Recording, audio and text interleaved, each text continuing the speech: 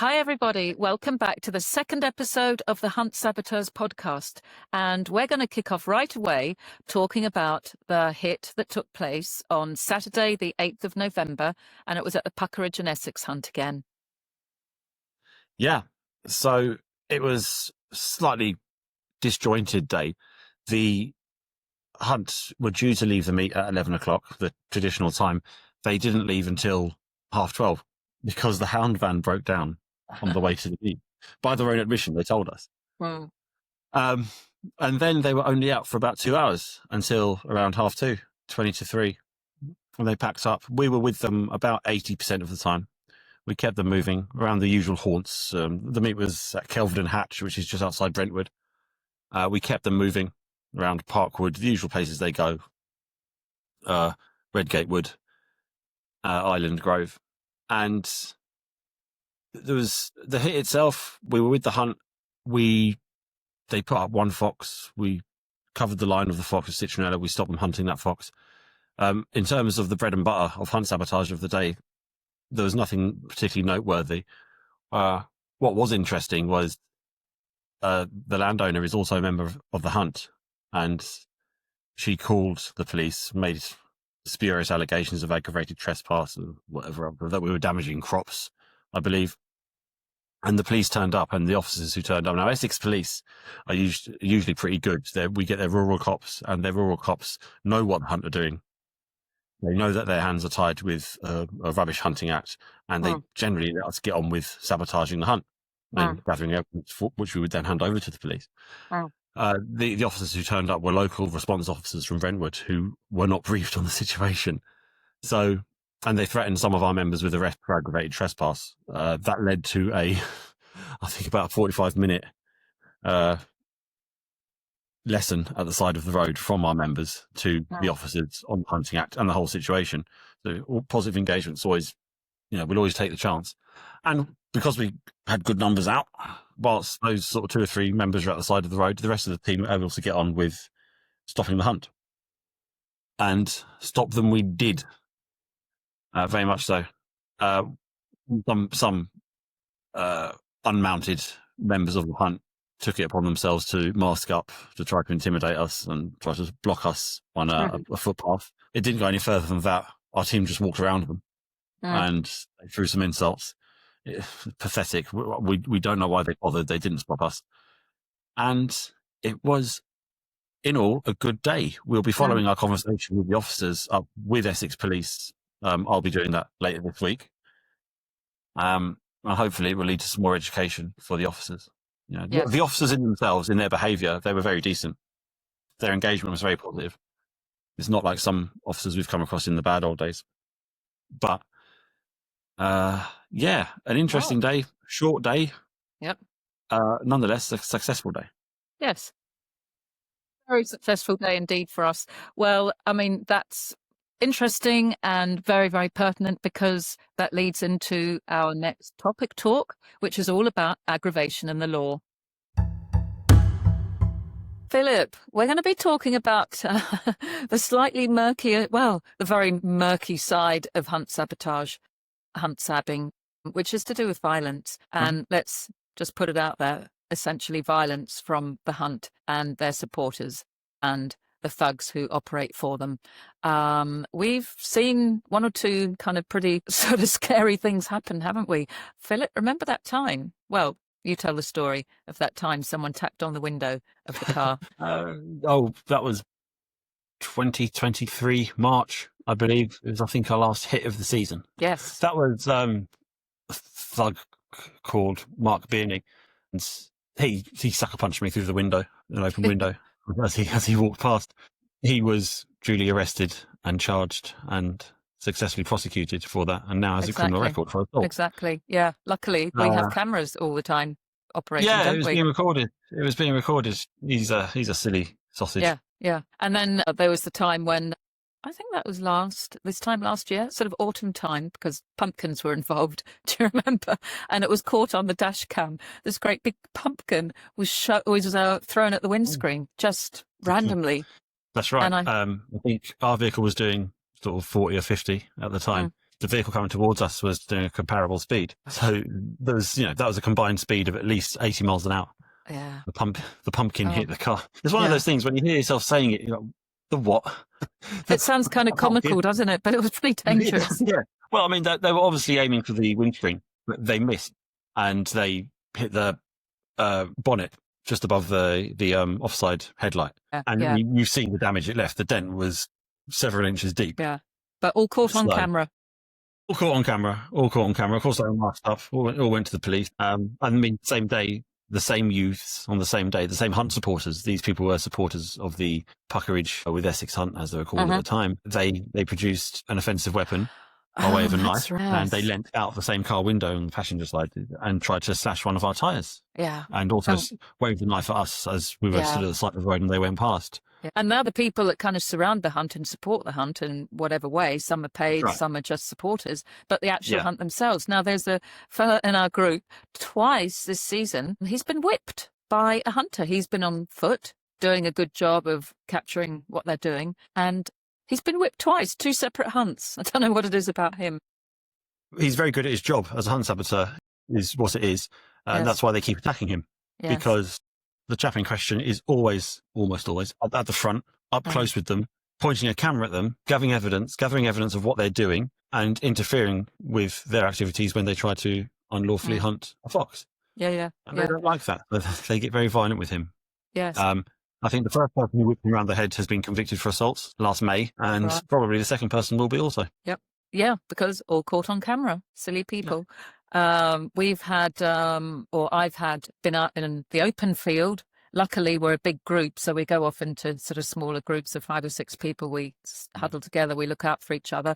And I just remember seeing this quad bike being driven by a terrier man, driving it straight towards us. We were just a walking target. We just had to jump out of the way. And then other times as well, I learned through a bitter experience that when you're out in the field and there's a hedge and there's a group of field riders coming behind you, you never hug the hedge. You've got to go right out into the sort of open there. Otherwise, they really take great pleasure in kind of pushing you into the hedge.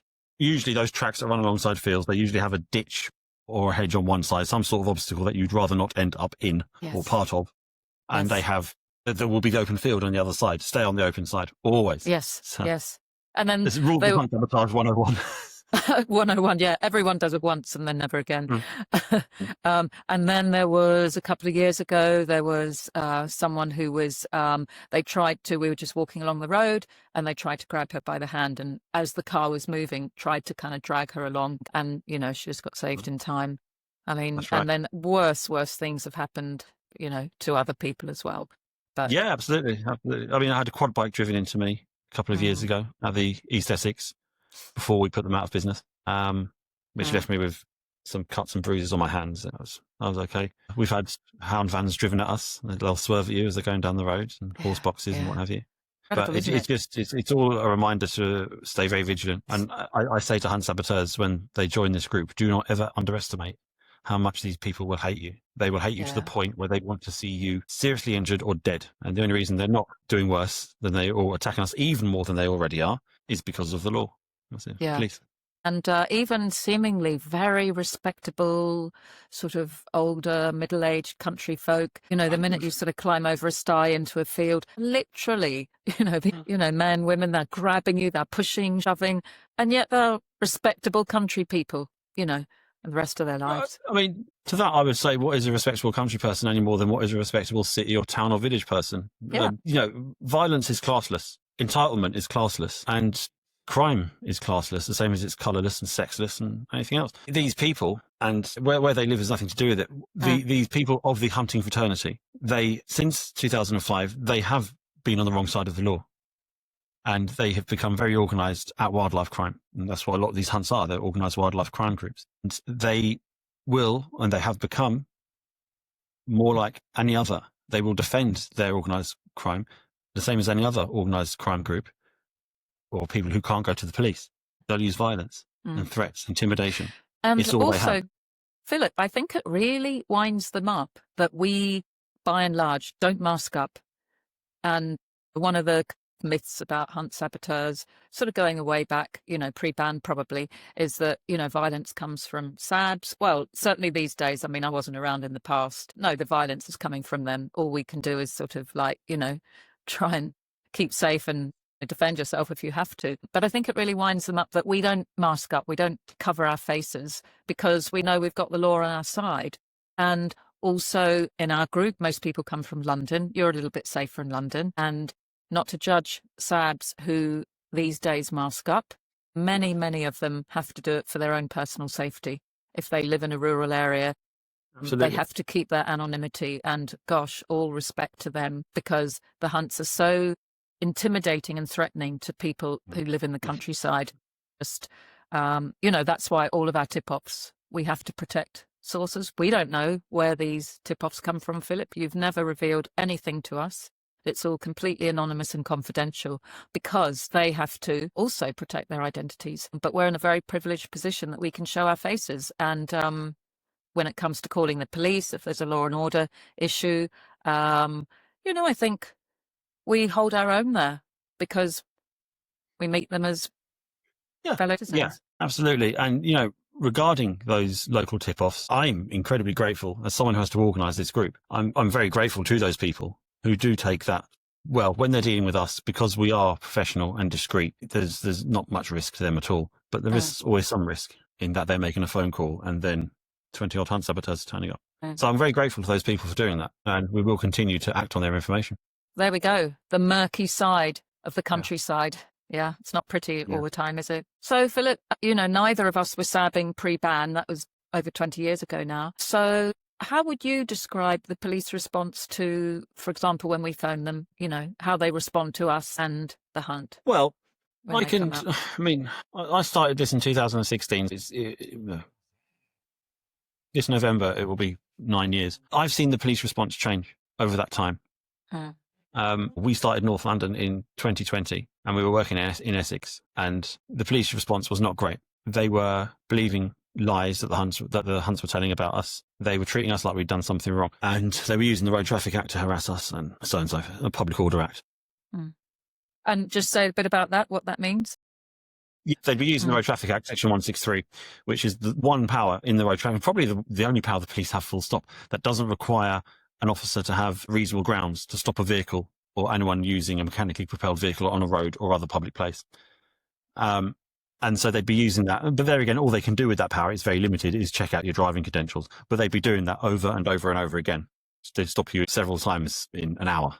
And then they would use the Public Order Act, if a hunt would make a spurious allegation of, I saw that person with a knife. Okay. And the police, they wouldn't triage it at all. They would then use stop and search, Section 1 pace stop and search over and over again on people. Wow. And that's how that would go. And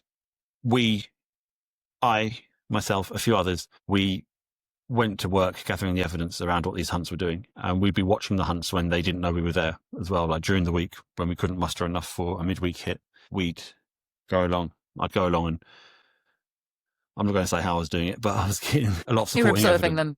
them. Gathering behaviour concomitant to illegal fox hunting. And then I went in and engaged with the rural engagement team at Essex Police. And slowly then, over the course of about a year, in the 2020-21 season, things then started to change. They were like, okay, we arranged training for the rural engagement team with the League Against Cruel Sports. Wow. The good thing about League Against Cruel Sports is many of them are ex-police officers. So it's ex-cops training, surfing cops. Wow. Yeah. That's great. They speak the same language. That's far better than any hunt saboteur. And that's one ex-police officer who is familiar from the League Against Cruel Sports, who is familiar with the Hunting Act, the Animal Welfare Act, and everything that goes with that, is better than 10 of me talking to them, because they speak the same language. There'll be a certain trust there. Yes.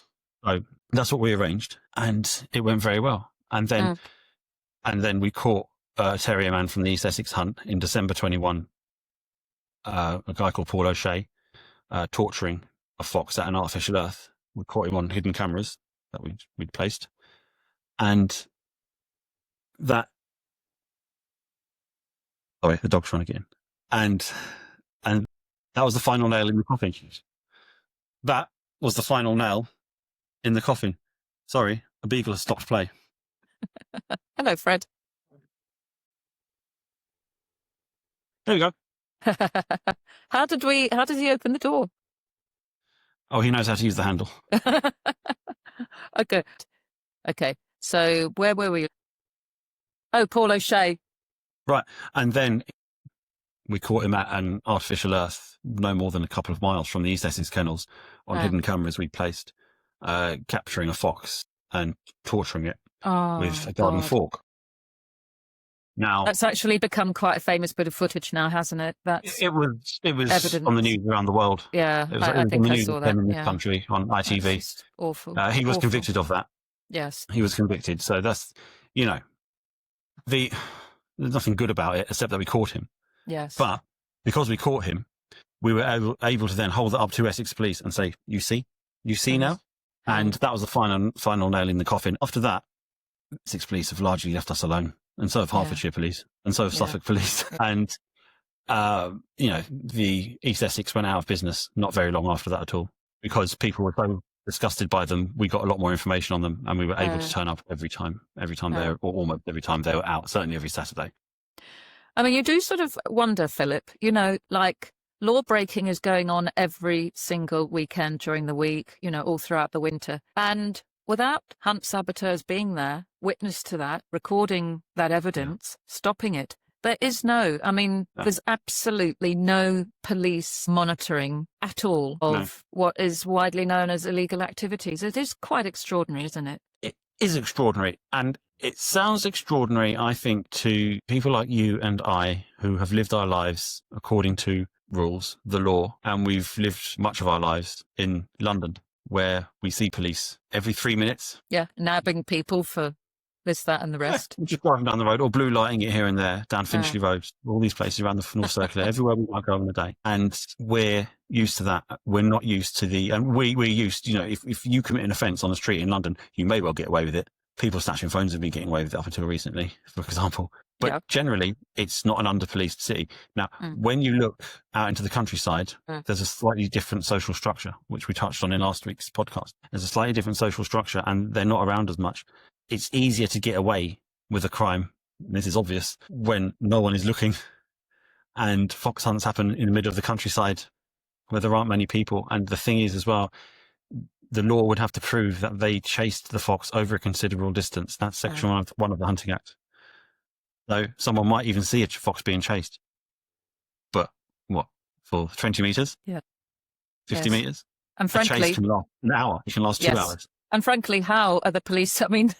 Sorry, I just have this comical vision of like this police officer running along. Exactly. So what are you going to have the police out on their horses? They're not going to do it. And they're not going to be permission to be on that land anyway.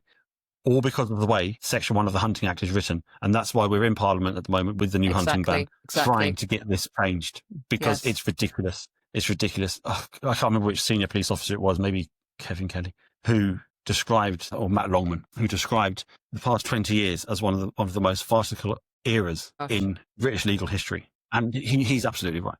He's absolutely right. It's ridiculous. There's no point. We all know what happened in 2004. I'm not going to go back over it again. It's what happens. The Hunting Act is what happens when a politician makes the classic mistake of trying to keep both sides happy over an issue. You're talking about the Labour government in... I'm talking about Tony Blair. Well, specifically Tony Blair. Okay. Tony Blair. Yeah. He made the classic politician's mistake of trying to keep both sides happy. And we ended up with a complete mess, which is what we've got now. This mess where it hasn't worked to stop the hunts, which it was supposed to. The only good that's come of it from Hunt Saboteurs' point of view, is the Hunting Act is just enough to get us around the offence of aggravated trespass from the Public Order and Criminal Justice Act 1990. It gets us around that, which is why you and I aren't being arrested every Saturday. But that's the only real benefit of it. It needs to be strengthened. It's a ridiculous situation we're in at the moment, which probably wouldn't be tolerated in any other strata of UK society. Hopefully a new era is dawning, and the talks in Parliament and the MPs who are on board and the Labour government's promise to kind of tighten up the Act and so on is really going to make it history. So there we go. Thanks for all your knowledge, Philip. Thank you. Now we're going over to Fun Foxy Facts, where we learn all about the guardians of the ecosystem. Hey, Bridget. Hey, Maz. When I saw you earlier in the week and we were talking about what today's Fun Foxy Fact is going to be, I think I said to you, this is the most important and actually very serious foxy fact. It's fun as well, but it's about the crucial role that foxes play in our ecosystem. Yeah, absolutely. That's right. So they help to maintain the balance, the sort of natural balance. And one of the ways they do that is by regulating the populations of small mammals. So they obviously eat small mammals, which reduces the spread of diseases that can occur in dense population of those small mammals. So small mammals being like mice and rats and other Mouse, rats. There's a number of different things that they will eat, and even fruits and berries and such like. Okay, they're not small mammals, but they're giving it a varied diet.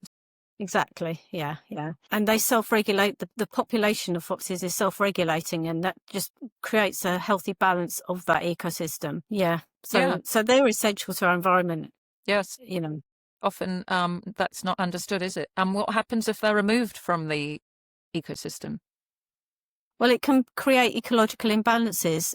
So protecting foxes ultimately supports the health of the entire ecosystem. Yeah. Okay. So what can we do to make sure that they thrive, apart from not chasing them and killing them? Yeah, apart from not chasing to death. There's a number of things we can do.